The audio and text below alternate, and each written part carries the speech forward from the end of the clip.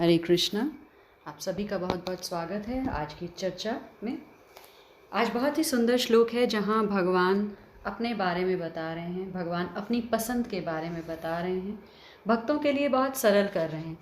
इसे ऐसे समझ सकते हैं हम जैसे हमने किसी के घर जाना हो तो, या आपके घर किसी मेहमान ने आना हो तो आप सोच में पड़ जाएंगे कि क्या बनाएं, उन्हें क्या अच्छा लगता है, कैसे उन्हें हम, क्योंकि जो भी आपके घर आ रहा है आप उसे राज़ी करना चाहते हैं। तो यहाँ भगवान स्वयं हमें बता रहे हैं कि वो राज़ी कैसे होते हैं, क्योंकि अभी तक पीछे हमने यज्ञ की, आहुति की, अनुष्ठान की, मंत्रों की बात करी है। तो वो सब था कि जो अन्य आश्रय लेते हैं तो उन्हें प्रसन्न करने के लिए विधि विधान से, नियमों से, अनुष्ठानों से, मंत्रों से पूजा उपासना की जाती है, तब वांछित मन की जो इच्छा का फल है वो प्राप्त होता है। अब भगवान अपने विषय में बात कर रहे हैं, क्योंकि कल भगवान ने बताया कि जो मुझे भजते हैं वो मुझ तक आते हैं। यान्ति मत याजन अपि माम, तो जो मेरी पूजा करते हैं वे मेरे साथ निवास करते हैं। ये हमने कल बात करी थी। अब भगवान बता रहे हैं जो मेरी पूजा करते हैं वो कैसे मेरी पूजा करते हैं। देखिए, एक तो होता है साजो सामान, पदार्थ के साथ हम पूजा कर सकते हैं। एक होता है क्रिया, कार्य। तो भगवान आगे 2 श्लोकों में बताएंगे कि तुम पदार्थ, चीज़ों से मेरी सेवा कैसे कर सकते हो। अपनी पसंद के बारे में भगवान बता रहे हैं। और उसके बाद क्रिया, ऐसे कौन से काम करो, किस तरह से काम करो कि मैं प्रसन्न हो जाऊं। तो इन दोनों से क्या होगा कि जो शुभ अशुभ फल है ना, जो कर्मों के फल तुम्हें बांधते हैं, उससे तुम बिल्कुल फ्री हो जाओगे। तो भगवान कर्म बंधन से मुक्त होने का हमें यहाँ बता रहे हैं। तो श्लोक संख्या 26 हम आज करेंगे, 27-28 बाद में। तो बताया यही जा रहा है, जैसे कोई हमारे घर आ रहा है वो स्वयं से ही हमें बता दे कि जी हम आ रहे हैं और आप हमारे लिए सिर्फ बस यही तैयारी कीजिए। और अगर बहुत ही सरल वो बताएं कि दाल फुल्का, इससे ज़्यादा कुछ ग्रहण नहीं करेंगे, तो हमारा काम कितना आसान हो गया। नहीं तो हम सोच रहे थे कि 4 तरह 5 तरह के पकवान बनाएंगे, मीठे में भी 2 4 5 चीज़ें बनाएंगे, ऐसा ऐसी व्यवस्था वैसी व्यवस्था। तो क्या हो गया, वो बहुत फॉर्मेलिटी लगने लगी। लेकिन अगर कोई सरलता से रीझ जाए, दाल फुल्का जिस तरह से तुम सरलता से, जो तुम्हारे सामर्थ्य में है उतना ही, बस उतना ही मैंने रीझ जाना है, मुझे उतना ही चाहिए, तो सोचिए कितना अच्छा लगेगा उस व्यक्ति को घर में बुलाने से, वेलकम करने से। तो भगवान बिल्कुल साधारण सरल तरीके से रीझने वाले हैं। हमें लगता है कि भगवान की जो सेवा है उसमें बहुत प्रतिबंध होंगे, बहुत नियम होंगे, लेकिन नहीं। सबसे सरल अगर कुछ है तो वो भगवान को रिझाना है। भावग्राही जनार्दना है भगवान। सभी जन जितने भी हम हैं, जनता जो है, भगवान उनका आर्दन करते हैं, भगवान उनके पालक हैं। तो हमें ये नहीं सोचना चाहिए कि भगवान कुछ बहुत ज़्यादा हमसे उम्मीद करते हैं। जैसे एक पिता अपने बालक से कोई उम्मीद नहीं करता, वो तो सिर्फ उसके प्रेम का भूखा है। तो इसी तरह से कुछ भगवान आज अपने बारे में बता रहे हैं। आइए श्रवण करते हैं।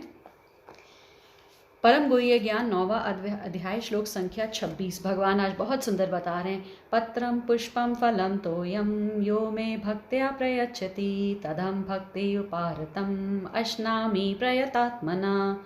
भगवान क्या कह रहे हैं, यदि कोई प्रेम तथा भक्ति के साथ, देखिए भगवान ने पहले ही कह दिया, प्रेम तथा भक्ति से मुझे पत्र, पुष्प, फल या जल प्रदान करता है तो मैं उसे स्वीकार करता हूँ। भगवान ने बहुत सरलता से बताया कि मुझे कुछ बहुत ज़्यादा नहीं चाहिए। क्या चाहिए?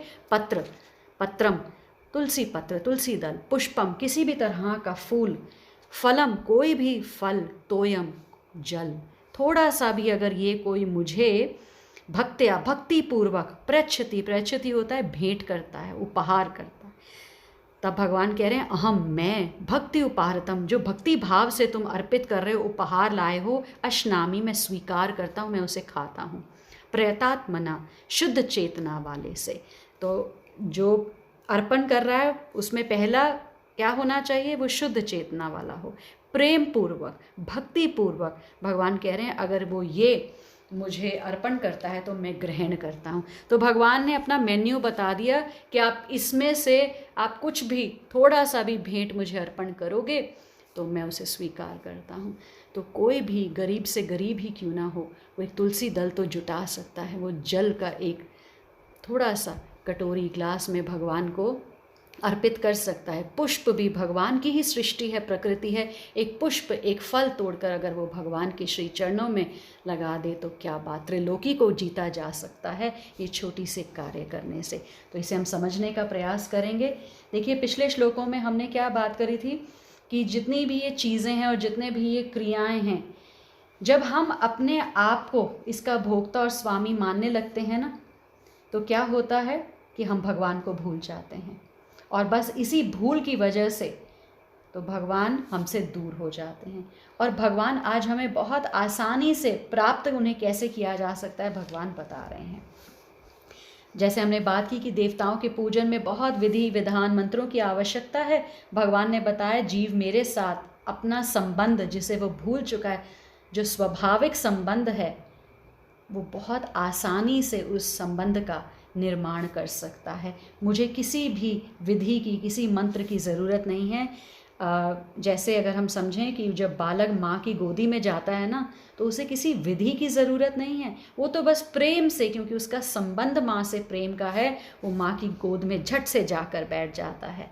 बस भगवान कह रहे हैं ऐसे ही मुझे किसी विधि मंत्र आदि किसी चीज़ की आवश्यकता नहीं है। सिर्फ अपनेपन से एक दृढ़ भाव कर लो, हे प्रभु मैं आपका हूँ, आप मेरे हैं, और आ जाओ बस। जैसे वो बालक कुछ नहीं सोचता और माँ की गोद में चढ़ जाता है। तो भगवान ने यहाँ पर जिन वस्तुओं का उल्लेख किया है ना, पत्रम पुष्पम फलम तोयम, एक तो ये सबसे पहली बात है आसानी से उपलब्ध होने वाली है, बहुत आसानी से हम इसे प्राप्त कर सकते हैं, कोई मुश्किल नहीं है। और दूसरी बात भगवान ने कही है प्रेम पूर्वक। एक तो आसानी बताई है और दूसरा बताया है प्रेम पूर्वक, भक्ति पूर्वक, शुद्ध चित्त से। तो अगर हम भगवान को ये भेंट करें तो भगवान कहते हैं अश्नामी, मैं स्वीकार करता हूँ, मैं उसे खाता हूँ। जैसे हमने देखा ना, द्रौपदी से पत्ता लेकर भगवान ने, तुलसी दल द्रौपदी महारानी ने दिया और भगवान तृप्त हो गए। गजेंद्र ने क्या किया था, एक हाथी है, उसने एक सरोवर का सिर्फ एक पुष्प जो वहाँ खिला हुआ था भगवान के अर्पण किया, भगवान को नमस्कार किया, तो भगवान ने गजेंद्र का उद्धार कर दिया। शबरी माता का, विदुरानी जी का, उन्हें सिर्फ फल खाकर भगवान इतने प्रसन्न हुए। और देखिए भगवान को कितनी कितनी बार भोजन भगवान ने किया होगा, लेकिन जो शबरी के फलों की भगवान प्रशंसा करते हैं ना, कहीं नहीं, क्योंकि भाव बड़ा सुंदर है। विदुरानी जी तो इतनी भाव विभोर हो गई कि वो भगवान को छिलके खिला रही हैं और केले का गूदा फेंक रही हैं। तो भगवान को देने का भाव बहुत अधिक है। यहाँ पर ये भगवान कह रहे हैं, भगवान अपने आप को भूल जाते हैं। देखिए विदुरानी के वहाँ भगवान भूल गए, भगवान भी भक्त के प्रेम में इतने मस्त हो जाते हैं कि अपने आप को भगवान भूल जाते हैं। तो प्रेम की अधिकता इतनी होनी चाहिए, भक्त को भी ये ख्याल नहीं रहता कि मैं भगवान को क्या खिला रहा हूँ, और भगवान को ख्याल नहीं रहता कि मैं क्या खा रहा हूँ। विदुरानी जी ऐसे प्रेम के आवेश में आई कि देखिए छिलके खिला रही हैं, और भगवान को भी कोई सुध नहीं है, वो विदुरानी जी का जो प्रेम है, जो भाव है, उसे ही ग्रहण कर रहे हैं। हम लोग क्या करते हैं, हम लोग इतने आर्टिफिशियल, इतने कृत्रिम ढंग से आज आदर सत्कार करते हैं। खाना पकवान जो है ना, उसमें कोई प्रेम नहीं हमने डाला बस, लेकिन जो चीज़ें हैं हमारे घर का साज सजावट पे इतना ध्यान हम देते हैं, हमारी जो बर्तन हैं उन पर इतना ध्यान देते हैं, और जो मेहमान आए हैं, मेहमान नवाजी ऊपर से हम ऐसे ही करते हैं जिसे कहते हैं पैकेट बहुत सुंदर और अंदर खोखला। ना हमारा भाव है, ना हमने प्रेम पूर्वक वो खाना बनाया। तो 10 चीज़ें तो हम ज़रूर बनाते हैं, लेकिन उसके अंदर स्वाद नहीं है, क्योंकि वहाँ प्रेम नहीं है। और जब माँ अपने बच्चे के लिए सिर्फ एक सादी परांठी भी बनाती है ना, तो उसमें ऐसा स्वाद होता है, क्योंकि वो स्वाद जो है वो प्रेम का होता है। तो आगे बताया जाएगा कि प्रसाद में ऐसा क्या है, क्योंकि भगवान ने अपना प्रेम डाला है। भगवान कह रहे हैं तद अहम भक्ति उपाहरणतम अश्नानी प्रयतात्मना। तो भक्त जो प्रेम पूर्वक दिए जाते हैं ना उपहार भगवान को, भगवान स्वीकार नहीं करते, भगवान उसे खा लेते हैं। तो जैसे पुष्प तो सूंघने की चीज़ है, भगवान नहीं देखते कि खाने की चीज़ है क्या नहीं, भगवान उसे ऐसे स्वीकार करते हैं क्योंकि भगवान के खाने, सूंघने में, देखने में, देखिए हम भौतिक हैं, हमारी क्रियाएं अलग अलग हैं, हम अलग अलग अंगों से अलग अलग काम करते हैं। जैसे हम आँख से देख सकते हैं, खा नहीं सकते, जीवा से बोल सकते हैं, कानों से सुन सकते हैं, हम जीवा से नहीं सुन सकते। लेकिन भगवान आध्यात्मिक हैं, उनके जो अंग हैं वो आध्यात्मिक हैं, दिव्य हैं, तो वो एक अंग दूसरे अंग का कार्य कर सकता है। कभी ऐसे लोग हमें कहते हैं कि आप भगवान के आगे थाली रख कर आए हैं उसमें पकवान बनाकर, लेकिन आप 15 मिनट बाद जाकर उठा रहे हैं, वो तो थाली वैसे की वैसे ही है। तो भगवान जो उसमें से भाव है ना, जो प्रेम है, भक्ति भाव है, भगवान ने उसे ग्रहण किया और उसमें क्या डाला, अपनी कृपा डाली। तो अनायास जो भगवान को भोग लगाया, जब वो प्रसादम बन गया, वो प्रसादम क्यों बना? भगवान ने उसमें घी तेल मसाले नहीं डाले, भगवान ने उसमें अपनी कृपा डाल दी, अकारण कृपा भगवान ने प्रेम उड़ेल दिया, इसलिए प्रसाद इतना सुंदर बन जाता है। ब्रह्म संहिता में ब्रह्मा जी प्रार्थना में कह रहे हैं, अंगानि यस्य सकलेन्द्रियवृत्तिमन्ति पश्यन्ति पान्ति कलयन्ति चिरं जगन्ति आनन्दचिन्मय सत् उज्ज्वल विग्रहस्य गोविन्दमादिपुरुषं तमहं भजामि। भगवान का जो विग्रह है, सच्चित आनंद है, वो उससे ज़्यादा उज्जवल कुछ और नहीं है। भगवान की हर एक जो अंग हैं, भगवान की हर एक इंद्रिय जो है वो दिव्य है और वो अपने आप में पूर्ण है। भगवान को एक अंग से दूसरे अंग का कार्य करने में कोई मुश्किल नहीं है, क्योंकि भगवान देख सकते हैं, पालन कर सकते हैं, और इतने जगतों का भगवान स्वयं सृजन कर रहे हैं, पालन कर रहे हैं। भौतिक जगत हो या आध्यात्मिक जगत हो, भगवान को कुछ ऐसा कार्य करने की ज़रूरत नहीं है, सब आध्यात्मिक है भगवान का। तो जो लोग कहते हैं कि आपने ऐसे ही थाली रखी, तो भगवान ने अपने आँखों से ही ग्रहण कर लिया, आँखों से ही वो ग्रहण कर लिया। भगवान को उसे हमारी तरह हाथ से लेकर मुख तक लाने की ज़रूरत नहीं है। तो बड़ा सुंदर ये है, ये समझ आने की बात है। और आगे भगवान इसी में क्या कह रहे हैं कि देखिए, 56 भोग जब दुर्योधन भगवान को दुशासन के महल में प्राप्त करवाना चाहता तो भगवान कहते हैं मुझे भूख नहीं है, और बिन भूख के मैं खाता नहीं, कोई भी नहीं खाता। और जैसे ही विदुरानी के दर्शन करने भगवान जाते हैं, उनका आनंद, उनका प्रेम देखकर भगवान क्या कहते हैं, मैया कुछ खिलाओगी नहीं, बहुत भूख लग रही है। तो कहने का तात्पर्य है कि भगवान को भाव देखकर भूख लग जाती है। भक्त का देने का भाव रहता है तो भगवान का लेने का भाव रहता है, नहीं तो उस त्रिलोकी को क्या कमी है। तो भगवान जो भक्त है उससे खिलाने का भाव है तो भगवान को भी भूख लग जाती है। यहाँ बड़ा सुंदर है, प्रयात तत्मना। इसका तात्पर्य क्या है कि जो भगवान में बिल्कुल तल्लीन हो गया है, शुद्ध चेतना वाला जो है, जो केवल भगवान के ही परायण है, ऐसे प्रेमी भक्त दिए हुए जो भी उपहार हैं, जो भी भेंट है, भगवान स्वयं खा लेते हैं। आपने अगर सुना होगा ध्यान से तो इस श्लोक में 2 बार आया है भक्त्या, भक्ति उपहारतम। तो यहाँ भक्ति शब्द 2 बार आया है। भक्ति पूर्व देने से भगवान कह रहे हैं, जो भक्ति पूर्व प्रेम से मुझे उपहार देते हैं तो मैं उसे ग्रहण करता हूँ। तो यहाँ भक्ति पूर्वक दिए जाने की विशेषता की बात है। भक्ति पूर्वक देने से जो वस्तु है ना, वो भक्ति रूप, प्रेम रूप हो जाती है और भगवान उसे स्वीकार करते हैं, अपने में मिला लेते हैं, क्योंकि वो तो प्रेम के भूखे हैं। तो हमें समझना है, भाव बहुत ज़रूरी है। तो यहाँ पर आप समझिए कि जो चीज़ें हैं वो इतनी ज़रूरी नहीं है, इतनी मुख्य नहीं है, लेकिन जो भाव है उसकी मुख्यता है, क्योंकि भगवान भाव ग्रहण करते हैं, भगवान चीज़ों को ग्रहण नहीं करते। अगर भगवान वस्तुओं को ग्रहण करते तो छिलका केले का कभी ग्रहण नहीं करते। तो अगर हम इसे ऐसे समझ सकते हैं कि कोई अगर भक्त है, अपने गुरु में बहुत ज़्यादा उस भक्त की आसक्ति है, गुरु की सेवा में बहुत ज़्यादा अपना समय, वस्तु, सारा दिन कार्य करता रहता है, उसे आनंद आता है, प्रसन्नता मिलती है गुरु की सेवा करके। ऐसे ही अगर कोई पतिव्रता है, माफ़ कीजिए, तो उसे पति की सेवा में अपना सारे वो समय लगाती है, हर तरह की सुंदर सुंदर वस्तु वो अपने पति के लिए लाती है ना, सारा दिन कार्य करती रहती है, घर को सजाती रहती है, क्योंकि उसे आनंद आता है। सेवा करने से आनंद आता है, और सेवा किसकी करने से? जिससे आप प्रेम करते हैं। तो पति की सेवा में उसने अपना जीवन लगा रखा है, सारी वस्तुएं जो हैं वो पति के लिए नज़र आती हैं। भक्त का इसी तरह से ना भगवान के प्रति प्रेम भाव होता है। जो भी छोटे से छोटी वस्तु हो, बड़ी हो, कोई कीमती हो, कोई साधारण हो, बस उसे होता है कि भगवान को अर्पण की जाए। भगवान को भी बड़ा आनंद आता है। देखिए, अगर आप किसी से प्रेम करते हैं और उसके लिए कुछ आप जुटाते हैं, साजो सामान, कोई तैयारी करते हैं, तो उसे बड़ा आनंद आता है। तो भाव क्या रहता है कि हर चीज़ मेरे पति के लिए है, इसे मैं कैसे उनके लिए कर सकती हूँ, है ना। और तो भक्त सोचता है भगवान के लिए कैसे मैं भगवान की सेवा पूजा का अवसर वो बस ढूंढता रहता है, क्योंकि वो ये मानता है कि भगवान की विशेष कृपा है हम पर, जो हमें ये सेवा मिली है। और इस कृपा को देख देख कर वो प्रसन्न होता रहता है। जैसे बच्चा कुछ माँ बनाती है और बच्चा खाता है ना, माँ कैसे प्रसन्न होती है और बच्चे का मुख निहारती रहती है।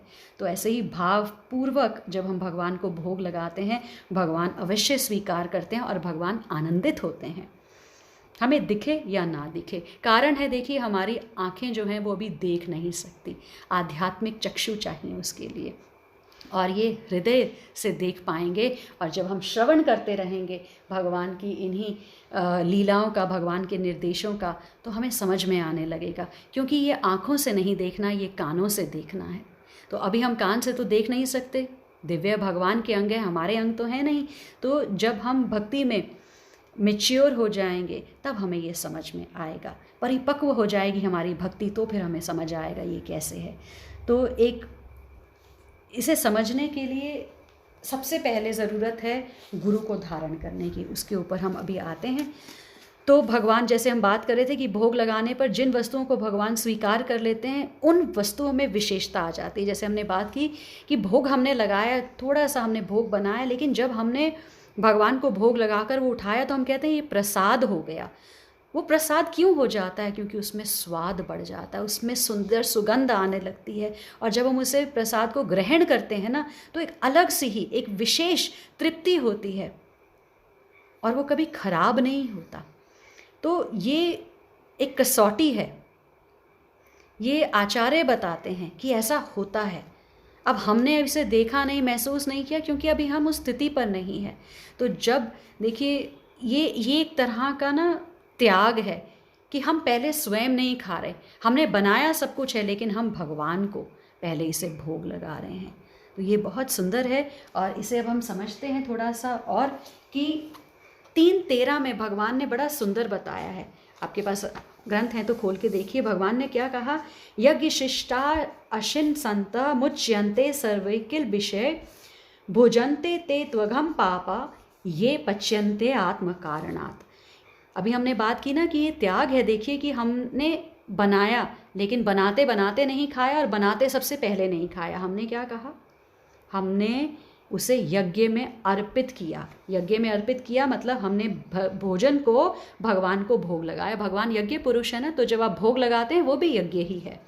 और क्या है, हमें भगवान सभी प्रकार के पापों से मुक्त कर देते हैं। भगवान सब उसमें से ग्रहण कर लेते हैं, और क्या करते हैं, उसे प्रसाद बना देते हैं। और लेकिन जो अन्य लोग हैं, अपने इंद्रिय सुख के लिए भोजन बनाते हैं, बनाते बनाते चखते रहते हैं, और बनाते ही एकदम से उसे खाने लग जाते हैं, वे निश्चित रूप से पाप खाते हैं, क्योंकि उन्होंने भगवान को भोग नहीं लगाया। उन्होंने अपने इंद्रियों के तर्पण के लिए ये खाना बनाया। तो बहुत ज़रूरी है कि हम भगवान को भोग लगा कर ही खाएं। भगवान ने मेन्यू बता दिया है, और कहीं पर भी अभक्ष, किसी भी तरह का मांस, मदिरा, मछली का भगवान ने यहाँ पर भोग लगाने के लिए नहीं कहा है। कुछ भी तामसिक जो है उसका भोग भगवान को नहीं लगता। कहने का मतलब है कि अगर हम अपने जीवन में भगवत प्राप्ति चाहते हैं, कृष्ण प्रेम की प्राप्ति चाहते हैं, तो हमें भी क्या बनना पड़ेगा? हमें ये शाकाहारी बनना पड़ेगा। और एक व्यक्ति ने प्रभुपाद जी को आके कहा कि प्रभुपाद जी, मैं भी शाकाहारी हूँ, मैं आपकी ही तरह हूँ। तो प्रभुपाद ने कहा, इसमें कौन सी बड़ी बात है, अगर तुम शाकाहारी हो, एक गधा भी जो होता है वो भी शाकाहारी होता है। तो कहने का मतलब वेजिटेरियन इतना इम्पॉर्टेंट नहीं है, प्रसादिटेरियन इम्पॉर्टेंट है, कि आप जो भी बना रहे हैं वो पहले भोग लगाइए और फिर आप प्रसाद पाइए। फिर तो समझ में आता है कि आप भगवान के अधीन हैं, समझ में आता है आप भगवान से प्रेम करते हैं, समझ में आता है कि आप ये तपस्या करते हैं कि जो आप बनाते हैं अपने लिए नहीं बनाते, आपने भगवान को मुख्यता दे रखी है और अपने आप को गौण कर रखा है। तो ये बड़ा सुंदर यहाँ पर समझने वाला है कि हम अपना जीवन सुधार रहे हैं भगवान को भोग लगा के। तो क्या भगवान लालची हैं जो भगवान बता रहे हैं कि मुझे भोग लगाओ? नहीं नहीं, ऐसा नहीं है। त्रिलोकी के नाथ है, अखंड ब्रह्मांडों को बनाने वाले, पालन करने वाले भगवान हैं, उन्हें हमसे कुछ नहीं चाहिए। तो देखिए, जो यहाँ पर हम लक्ष्मी महारानी की सेवा करते हैं, कुछ छोटा मोटा पाने के लिए ऐसी सहस्त्र लक्ष्मियाँ जो हैं वहाँ भगवान की सेवा में लगी हुई हैं, चरण चाप रहे हैं वो भगवान के। तो भगवान को हमसे कुछ नहीं चाहिए। अगर आप चाहते हैं तो फिर आप भगवान को भोग लगा सकते हैं, क्योंकि भगवान ने हमें स्वतंत्रता दी है। भगवान बताते सब जा रहे हैं, अब इच्छा आपकी है भोग लगाना चाहते हैं या नहीं। जैसे एक अमीर पिता हैं, उसे अपने बेटे से कुछ नहीं चाहिए, लेकिन अगर बच्चा चाहे तो वो प्रेम से, सेवा भाव से अगर अपने पिता को कुछ अर्पण करेगा तो ये उसी बच्चे के लिए ही अच्छा होगा, क्योंकि बहुत आशीषें, बहुत प्रेम वो पिता देगा। तो वो चाहे तो अपने लिए सब कुछ कर सकता है। अब क्यों यहाँ भगवान को भोग लगाने की बात आई है? देखिए, जब भोग लगेगा ना तो फिर प्रसाद बंटेगा। तो अगर आप सिर्फ किसी को कहेंगे ना आइए हम भागवत गीता का अध्ययन करते हैं, कोई भी नहीं आएगा, एक दो लोग आ जाएंगे। लेकिन अगर आप कृष्ण प्रसाद की तैयारी करेंगे, खूब सारा भगवान के लिए भोग बनाइए। भगवान को नहीं चाहिए, सामर्थ्य आप में है, आपको भगवान ने दिया है, तेरा तुझको अर्पण, तो भगवान का ही है, भगवान को ही अर्पण कर दीजिए। और खूब सारा प्रसाद है, प्रसाद बांटिए, क्योंकि भगवान कुछ लेकर नहीं जा रहे, भगवान ने तो सब आपको ही दिया है। आप भी खाइए, आप भी प्रसाद ग्रहण कीजिए और सबको बांटिए। तो इससे क्या होगा? आप भगवान का प्रेम बांट रहे हैं, क्योंकि भगवान ने अपना प्रेम डाल दिया, भगवान ने अपनी कृपा डाल दी। तो आप भगवान की ही कृपा बांट रहे हैं, भगवान का ही प्रेम बांट रहे हैं और भगवान का ही ज्ञान बांट रहे हैं, जब आप भागवत गीता का ज्ञान सबको दे रहे हैं। और फिर आप देखिए इससे आपको क्या मिलेगा, पहले करके तो देखिए। जब किसान अनाज, जब बीज बोता है, वहाँ मेहनत करता है, खेती बाड़ी करता है, तो फिर उसे अनाज मिलता है, तो वो रिज़ल्ट है। तो इसी तरह से आप भगवान को भोग लगाइए, खूब सारा प्रसाद बांटिए, भगवान का प्रेम, भगवान की भक्ति बांटिए, भागवत गीता का ज्ञान बांटिए। आप देखिए आपको भगवान क्या देते हैं। सबसे पहले तो भगवान बता रहे हैं कि भोक्ताराम यज्ञ तपसाम सर्वलोक महेश्वरा। तो तुम सिर्फ इस बात को मानो कि जितना भी भोग है ये मेरे लिए ही है, और अगर तुम मेरी चीज़ को चोरी करते हो तो तुम चोर हो और दंड तुम्हें मिलेगा। और दंड कौन देगा? माया दंड देगी। हमने 7:14 में बात की है, भगवान की जो माया है वो दुस्तर है, फंसा देगी वो हमें। और अभी 3:13 में हमने पढ़ा कि अगर हम भगवान को भोग लगाएंगे तो भगवान हमें कर्म बंधनों से मुक्त कर देंगे। तो अगर हम लॉ एंड ऑर्डर मानेंगे, नियम मानेंगे, तो हम बचते चले जाएंगे, नहीं तो हमारे ही कर्म हमें ही बांध देंगे। तो भगवान ने बड़ा सुंदर तरीका बताया है कि खाने से, खाना भी एक कर्म है ना, उससे ना बंधना चाहो तो हर चीज़ मुझे भोग लगाओ। तो भगवान खाते हैं, बिल्कुल खाते हैं भगवान अपनी कृपा उसमें डालते हैं। अब जैसे वही बात है कि कोई शक करे कि भगवान खाते नहीं खाते, तो आप ऐसे ही समझिए कि उसने टिकट तो ली दिल्ली जाने के लिए, और फिर वो वहाँ पूछ रहा है कि हवाई जहाज़ दिल्ली जाएगा ना, ये दिल्ली जाएगा ना हवाई जहाज़, इसका मतलब उसे संशय है, ये क्रैश तो नहीं हो जाएगा बीच में। तो इन चीज़ों का ना कोई मायने नहीं है कि भगवान खाएंगे ना, हमने लगाया है ना। तो इस तरह के जो मूर्ख होते हैं वो इस तरह की बातें करते हैं। भगवान ने कहा है जिन्हें मेरे में श्रद्धा नहीं है वो मुझे कभी प्राप्त नहीं कर पाते। जब भगवान कह रहे हैं पत्रम पुष्पम फलम तोयम, तो आप श्रद्धा रखिए ना कि हाँ भगवान खाते हैं, भगवान चाह रहे हैं कि भक्त ये करें। और आचार्य गुरु के शरण में जाकर ही हम इस चीज़ को समझ सकते हैं। आगे 13वें अध्याय में आएगा आचार्योपासनम, तो हमें गुरु को धारण करना है। तद विज्ञानार्थनम स गुरुम एवाभिगच्छेत। तो जब हम गुरु को धारण करते हैं तो गुरु हमें ये सब बताते हैं। और शास्त्र में कहा जाता है महाजनो येन गता सपंथा। तो हमें आचार्यों के दिखाए हुए मार्ग पर चलना है, क्योंकि आचार्य किस मार्ग पे चल रहे हैं? जो भगवान ने दिखाया है मार्ग। तो भगवान ने जो मार्ग दिखाया उस पर आचार्य चल रहे हैं, आचार्यों के दिखाए हुए मार्ग पर हम चल रहे हैं। तो कहने का मतलब है पक्के तौर से हमने पक्के पैर चल रहे हैं, हम अपने मन मुताबिक नहीं चल रहे, हम शास्त्र के, भगवान के, गुरु के दिखाए हुए रास्ते पर चल रहे हैं। क्योंकि जितने लोग उतनी बातें होती हैं, तो हम लोगों की बातों में नहीं आ रहे, हम तो भागवत गीता में जो कह रहे हैं भगवान, हम उसी बात को गुरु से समझकर उसी पर जीने का उसी का जीने का अभ्यास कर रहे हैं, और क्यों नहीं हमें रिज़ल्ट मिलेगा, कृष्ण प्रेम की प्राप्ति क्यों नहीं होगी हमें, क्यों नहीं हम भगवान में श्रद्धा रखते। तो हम जब हवाई जहाज़ में सफ़र करते हैं, हम पायलट को नहीं देखते, ट्रेन में सफ़र करते हैं ड्राइवर को नहीं देखते। हम जिस बच्चे से इतना प्रेम करते हैं, स्कूल में उसे 4-4 घंटे के लिए छोड़ आते हैं, एक श्रद्धा ही है ना, एक विश्वास ही है। तो जब भगवान कह रहे हैं तद अहम अश्नामि, मैं लेता हूँ भक्ति उपहारतम, जो उपहार तुम मेरे लिए प्रेम पूर्वक भक्ति पूर्वक लाए हो, मैं उसे स्वीकार करता हूँ, मैं उसे ग्रहण करता हूँ, तो संशय क्यों, श्रद्धा क्यों नहीं है हमें। ये संशय होना, ये श्रद्धा ना होना ही हमारे दुखों का कारण है। आज भगवान ने हमें पदार्थ चीज़ों के बारे में बताया है, कल के श्लोक में भगवान क्रिया के बारे में बताएंगे, और इन दोनों को जब हम भगवान को अर्पण करेंगे तो फिर हमें वो रिज़ल्ट मिलेगा जो हम चाह रहे हैं। तो भगवान हमें क्रिया भी बता रहे हैं और उसका रिज़ल्ट भी बता रहे हैं। आज के लिए इतना ही। हरे कृष्णा।